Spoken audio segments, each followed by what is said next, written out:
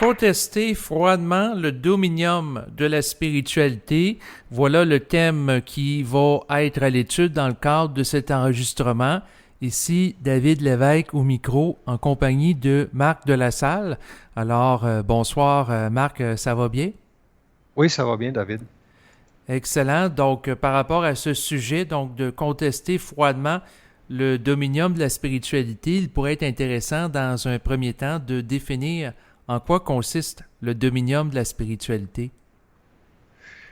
C'est que l'âme a assis toutes les conditions évolutives de l'homme dans un cycle d'évolution.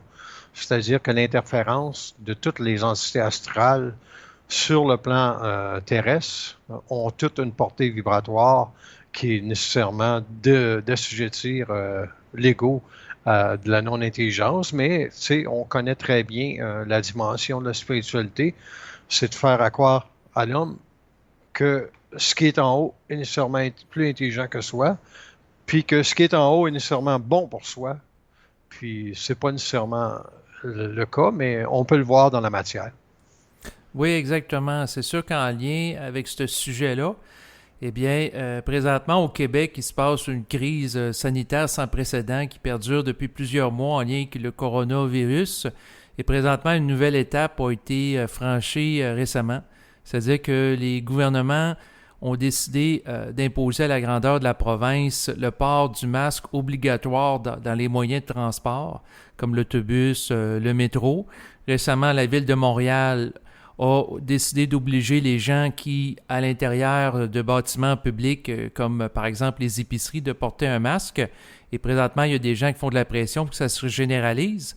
Donc, derrière ça, il y a des gens qui contestent cette imposition du port du masque comme un affront aux libertés individuelles. Et derrière ça, ben, il y a le désir spirituel d'entités de haute spiritualité qui visent au nom du, entre guillemets, du bien collectif, d'imposer aux gens de porter un masque. Oui, on peut appeler ça le bien fondé de la spiritualité ou le bien fondé de l'homme qui est dans sa spiritualité toujours avoir l'impression qu'il a raison, puis qu'est-ce qu'il va amener comme réalité, c'est une vérité. Fait que on assiste à ça pour la simple et unique raison que la crainte fait augmenter de plus en plus en raison de ce qui passe aux États-Unis, le retour de la deuxième vague. Puis cette deuxième vague-là, c'est totalement hypothétique, dans le sens que même s'il y en a eu une deuxième vague, l'intelligence des individus à se réorganiser par rapport à la première vague, on a bien vu que l'individu peut créer énormément de choses pour contrer la stupidité. Mais quand la crainte l'emporte sur l'ego, il n'est plus accessible à l'ego la dimension de se réinventer et de voir que si, supposons, on impose le masque, puis on habite Montréal, ben, dans une situation présente, moi, je déménagerai éventuellement de Montréal pour m'assurer d'une plus grande liberté. Mais si je ne peux pas le faire, euh, puis on le met obligatoire, le masque, ben, il y a des décisions qu'une personne peut prendre. C'est-à-dire que elle peut tout simplement marcher pour aller à son travail ou trouver d'autres solutions si elle ne veut pas se faire imposer le masque. Mais là, tu vas me dire, tout le monde ne peut pas faire ça, mais il faut aussi dire, David, que tout le monde n'est pas conscient. Donc, les gens qui Mhm. peuvent écouter des enregistrements que l'on produit depuis le début, ce sont des gens qui doivent être en mesure d'avoir l'ouverture d'écouter ce qu'il y a à dire sur cette réalité sans s'assujettir à l'impression qu'il y a une bonne réponse. Il n'y a pas de bonne réponse. Il y a seulement la réponse de l'individu en lien avec ce qu'il vit. Moi, je vois très bien que le dominion de la spiritualité, c'est de vouloir toujours faire croire au monde qu'ils vont sauver plus de monde possible. Ben oui, exactement. D'ailleurs, le docteur Arruda, directeur de la santé publique, a déclaré que les mesures de confinement ont permis de sauver de 30 à 40 000 personnes dans les derniers mois. Oui, bon, ben, donc ça, c'est toute l'illusion spirituelle de l'ego qui est capable de dire dans une certitude absolue qu'on peut sauver des vies. Mais quand on est dans la conscience, puis on rentre, puis on veut contester froidement ce dominion de spiritualité-là, que l'homme peut sauver des vies, on dit quoi, en gros? On dit ceci.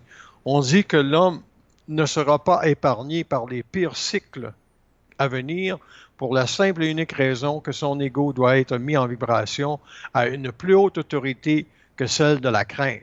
Et cette autorité, c'est le double cosmique.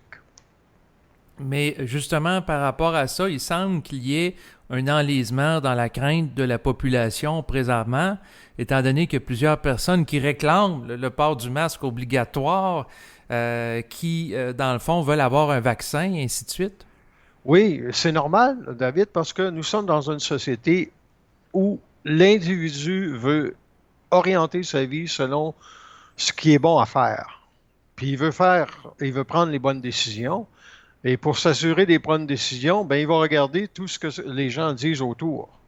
Et ce que les gens disent, ce n'est pas nécessairement intelligent. Ça fait simplement partie des lois d'impression et de compression qu'ils ont dans leur tête par rapport au fait que si on ne fait pas quelque chose, si on n'agit pas, on ne pourra pas sauver personne.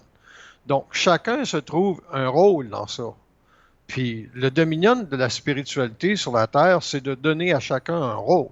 C'est pas pour rien qu'il y a bien des gens qui veulent défendre des causes. Tu sais, tu as vu émerger dans les dernières années, bon là, c'est la journée internationale pour défendre telle cause. L'autre journée, c'est une autre chose. C'est complètement ridicule.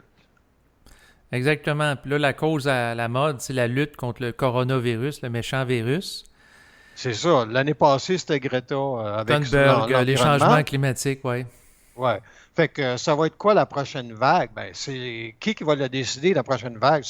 C'est le dominion de la spiritualité, parce que le dominion de la spiritualité est fait de quoi? Est fait d'âmes qui ont une sagesse assez grande pour imposer subtilement dans les pensées de l'individu la crainte qu'il doit bien agir.